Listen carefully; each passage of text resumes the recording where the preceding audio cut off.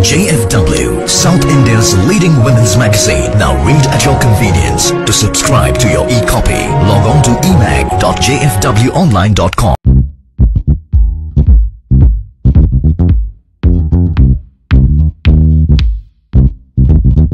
Welcome to Get Fit, the show where we talk about all things health, fitness and nutrition and help you stay on point with all your workout goals. As women, we all want to get fit, right? Almost every woman I know is constantly working on or struggling with their fitness goals. I find myself struggling the most in the summertime. I mean, it's so hot, I want to quit before I even start. But one doesn't just give up, one simply gets the right help. And I think I'll get all the help I need with my summertime workout woes in the safe hands of Coach Soundarya from the Quad. Fondly known as Coach Chow, she is a filmmaker turned fitness coach. A certified personal trainer who has some hardcore moves, her fitness mantra is about inspiring people to enjoy movement. Joining us today, Coach. Yep. Chow, it's the summertime and everybody knows what that's like where we live. True. I don't want to work out many days. I break into a sweat by just doing a few moves. But despite the weather, what are 5 ways or 5 steps that one can take to have a fit summer? Thank you for bringing that point up, Sara. Living in such a humid city, it's very, very important that we know exactly how to train during summer. But rather than just me talking, how about we actually go to the training room and I will show you some cool moves that you can do during summer. Sounds good. Yeah, let's go. Yeah. So Chow, what is step 1 to a good summer workout program? So before we go into what we are going to be doing now, I would like to say every workout program needs to have certain elements going into it. You have something which is most popular, most people love doing cardio. You have strength training and you have your core, which is most important to work on any of this. We'll start off like, I would say a good training program is something like making a good dish. You just can't have a vegetable and throw it in. It's not going to taste that good. Sure. That's how a training program is. You want to make sure you add all the spices, get all the ingredients in to make that dish really cool so that you really enjoy it and not just do it for the sake of eating something healthy. So that's how training is going to be. So let's first talk about cardio. A simple move during summer, obviously running outdoors is going to be hard. So I'm going to teach you something very simple which you can do inside a room. Just a small square foot should be more than enough to do this. Some people hate it, some people love it. It's the burpee. So let's try and learn the burpee. Sounds good.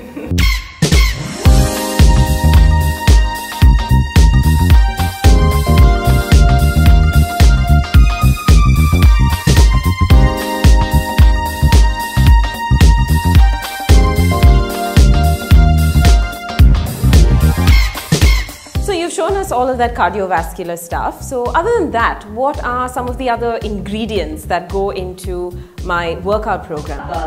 One of the major important ingredients which a lot of us women in general kind of ignore is strength training.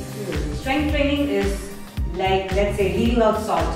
A dish obviously is not going to taste good without salt. That's what strength training is. It is the major ingredient in any training program, and as women, if you want your bones to be good as you grow older, then it is absolutely necessary for you to strength train. Right, so can you show me a few things that we could do to make sure that I do have strength going into my training program? Absolutely. Before we go and do something, just a general 4 things you want to keep in mind. Any good training program should have a squat, a push, pull and a hinge.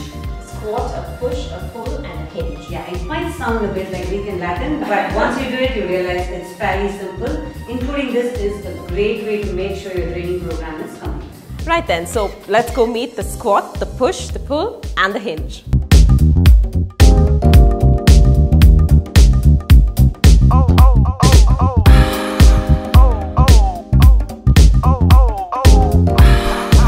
Push-up, the first step you want to start right here. From here she's going to get one leg back and the other leg back. Nice work, Sara. So now she's in the perfect plank.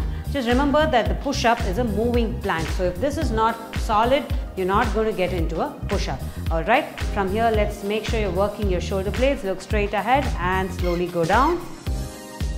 And get back up. Beautiful work, Sara. One more.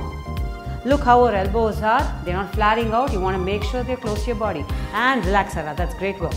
We are now going to learn a simple pull move using a resistance band. This is the seated horizontal row. Okay, so you want to set, you can use any window at home to do this. Make sure the resistance band works for you, not something too light or too heavy. Once you set up right here, you're simply going to get your elbows close to your waist, under control. Make sure your shoulder blades are squeezing when you do this. Nice and easy.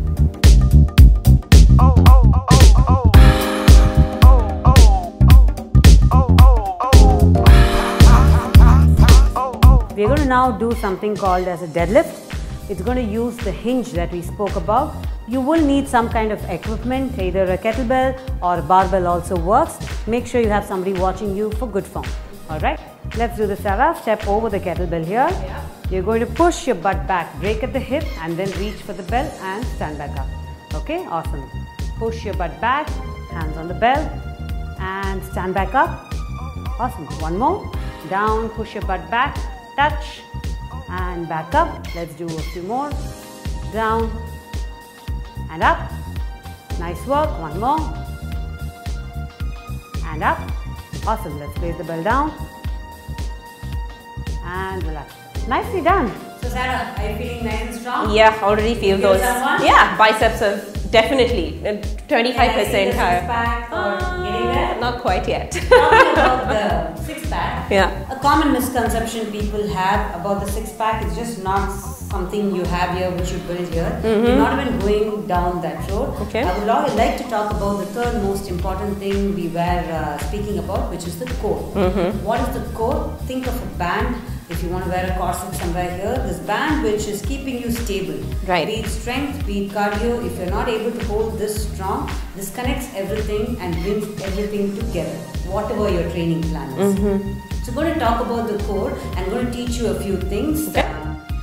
Hope you're ready for some more. Yeah, I've had some experience with the core workouts and I must say it's probably my favorite thing. So I'm going to enjoy this. Very good. Yeah. But trust me, if you're not going to do 1,000 crunches, that's probably going to just give you a back pain. I'm sure. So this is going to be much more fun and intense and let's do some real core work. Sounds good to me.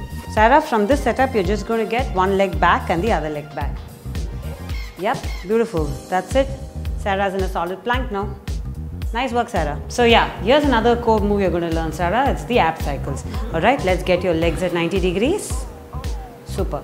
Now what you're going to do, you're going to crunch up and you're going to get your wrist to touch the opposite knee. Go for it. Wait a minute. Before that, let's make sure we don't do this to our neck. You don't want to end up with a neck pain. Relax. Look straight ahead. Up.